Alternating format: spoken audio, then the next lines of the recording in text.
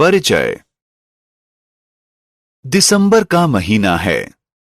अनु बहुत रोमांचित है। क्रिसमस 25 दिसंबर को मनाया जाना है और सैंटा क्लॉस उसके लिए तोहफे लेकर आएंगे।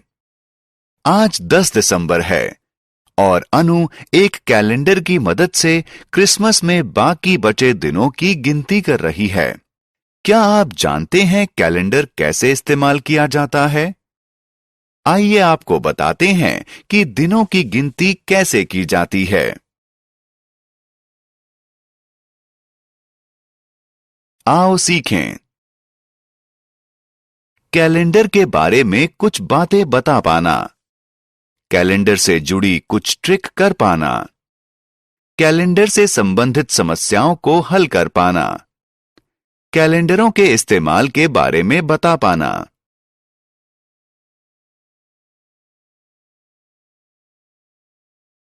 कैलेंडर क्या होता है? इस कैलेंडर को देखिए। आपको सभी दिन एक खास ढंग से लिखे नजर आएंगे।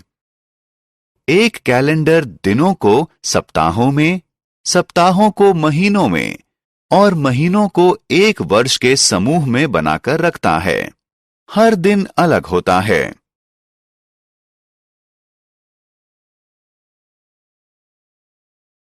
कैलेंडर से जुड़े तथ्य। किसी साल में 12 महीने होते हैं।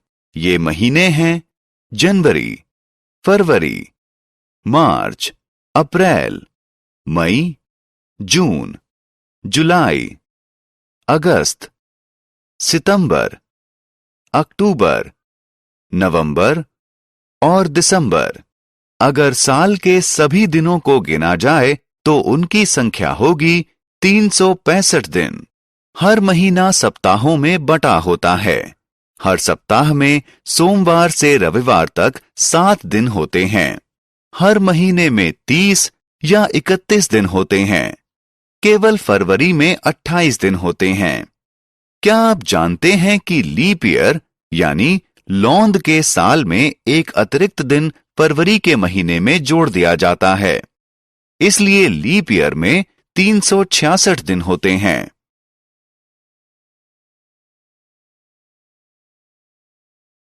घटनाओं को क्रम में लगाना। अनु स्कूल में है।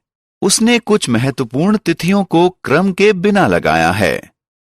आइए इन घटनाओं को उस क्रम में लगाएं जैसे ये साल में आती हैं। पहले नया साल, उसके बाद गणतंत्र दिवस, उसके बाद स्वतंत्रता दिवस, उसके बाद महात्मा गांधी का जन्मदिन और सबसे बाद में बाल दिवस, जो हमारे पहले प्रधानमंत्री पंडित जवाहरलाल नेहरू का जन्मदिन है। कैलेंडर से जुड़े सवालों को हल करना। क्या आप जानते हैं कि कैलेंडर कई समस्याओं को हल करता है? आप बड़ी आसानी से किसी कैलेंडर पर दिनों और तारीखों को पढ़ सकते हैं। आइए जुलाई 2012 के महीने पर नजर डालें। क्या आप बता सकते हैं कि ये महीना कौन से दिन पर खत्म हो रहा है? जी हां, मंगलवार को। 13 जुलाई को कौन सा दिन पड़ रहा है? सही जवाब, शुक्रवार। दूसरे शनिवार को क्या तारीख है? बिल्कुल सही, 14 जुलाई। क्या 21 तारीख को रविवार है? नहीं, 21 तारीख को रविवार नहीं है। इस महीने में कितने बृहस्पतिवार हैं? जी हां, इस महीने में 4 बृहस्पतिवार हैं। कैलेंडर से जुड़ी तरकीबें। आइए अब समय है कैलेंडर से जुड़ी कुछ तरकीबें जानने का। आप उदाहरण के तौर पर बॉक्स में 5 संख्याएं जोड़ सकते हैं। सोचिए, इनका योग 80 आता है। लेकिन ये योग हमें मिला कैसे? बस बीच वाली संख्या को 5 से गुणा कर दीजिए। याद रखिए कि ये जादू उन लाइनों के सिलसिले में काम आता है जिनमें 5 की संख्या होती है। कैलेंडर के साथ कुछ मजे करना। आइए कैलेंडर के साथ कुछ मजे करते हैं। मान लीजिए आपका मित्र किसी महीने में 4 संख्याओं 15, 16, 24 और 25 को चुनकर आपको उनका योग दे देता है। तो फिर केवल योग के जरिए आप इन 4 संख्याओं की पहचान कैसे करेंगे? सोचिए, ये आसान है। तरकीब ये है कि आप पहले इस संख्या को 4 से भाग करें और फिर इसमें 5 घटा दें। आपको पहली संख्या 15 मिल जाएगी। बाकी 3 संख्याओं के लिए पहली संख्या में 1, 9 और 10 जोड़ दें। आप कुछ दूसरी संख्याओं के साथ भी ऐसी कोशिश कर सकते हैं। कैलेंडर के इस्तेमाल। क्या आप कैलेंडरों के प्रयोगों के बारे में बता सकते हैं?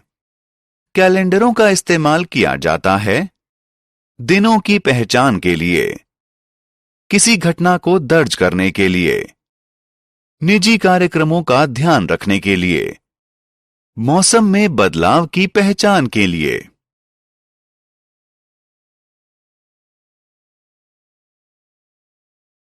हमने क्या चर्चा की? कोई कैलेंडर दिनों को सप्ताहों में, सप्ताहों को महीनों में और महीनों को एक साल में समूह बनाकर रखता है।